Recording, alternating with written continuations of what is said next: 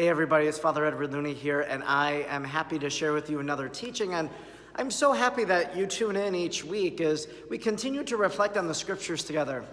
The season of Advent is a season of preparation.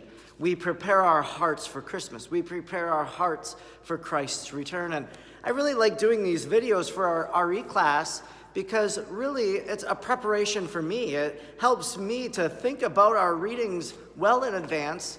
And in a sense, the message I share with you is a smaller version of the message I'm going to share on the weekend at Sunday Mass.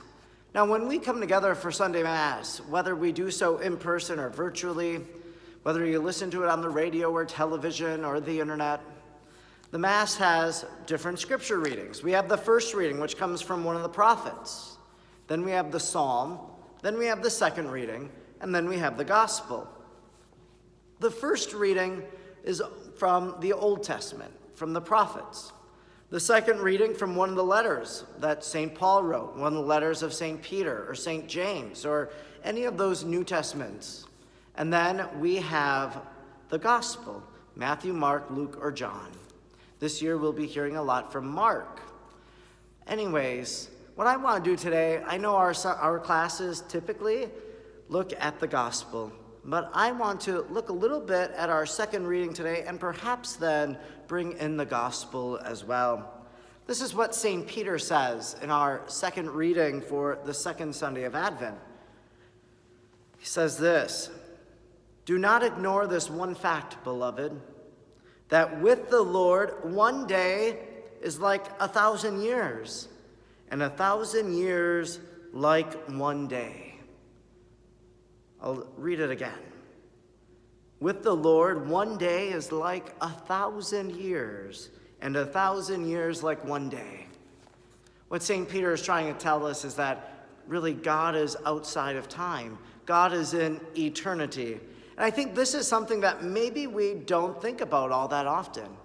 Because we can measure a year, 2020, as 366 days because of leap year.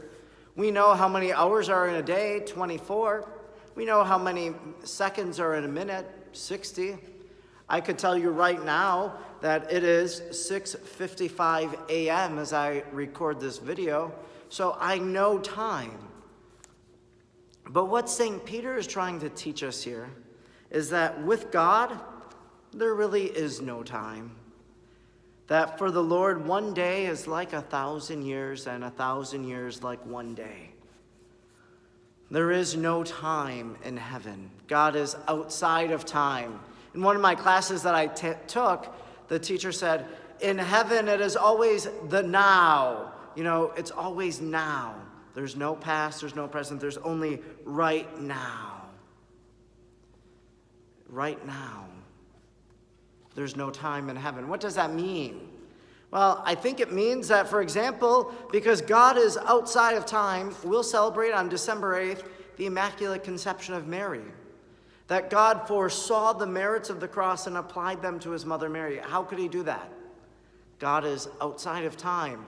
That because Mary on Christmas Day was going to give birth to Jesus, that then God chose to spare her so that she wouldn't have original sin. It's why we baptize, because of original sin. Okay, what else does that mean? It means that we can pray for someone, and we can pray for someone well after the fact. Because God is outside of time. God knew that we were going to pray that prayer for that person. So he can take those graces, those gifts he wanted to give that person, those heavenly blessings, and still give them to him in that present moment, because God knows we're going to pray. For the Lord, 1,000 years are like 1 day, and 1 day is like 1,000 years. There is no time when it comes to God. Now, in the Gospel, it does say for the second Sunday of Advent that as it is written in Isaiah the prophet. So we know that Isaiah speaks in a particular time. That Isaiah is speaking when he lived. But he's prophesying. He's saying things about the future that nobody really knows. But God is inspiring him in his mind, giving him the words to say these things.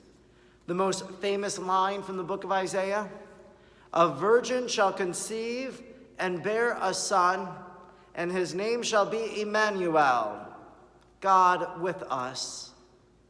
A virgin shall conceive, Mary, and bear a son, and name him Emmanuel.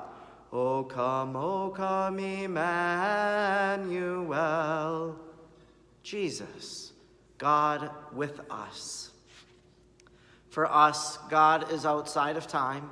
He knows our every need. He's with us. And so, how is it that you are aware of how God is present in your life? And maybe, as we talk about time and God, how are you going to make time for God this week? How are you going to make time for others, for your family, for your friends in this week ahead? This week, let's talk about time and how we make use of it for the sake of the kingdom. God bless you.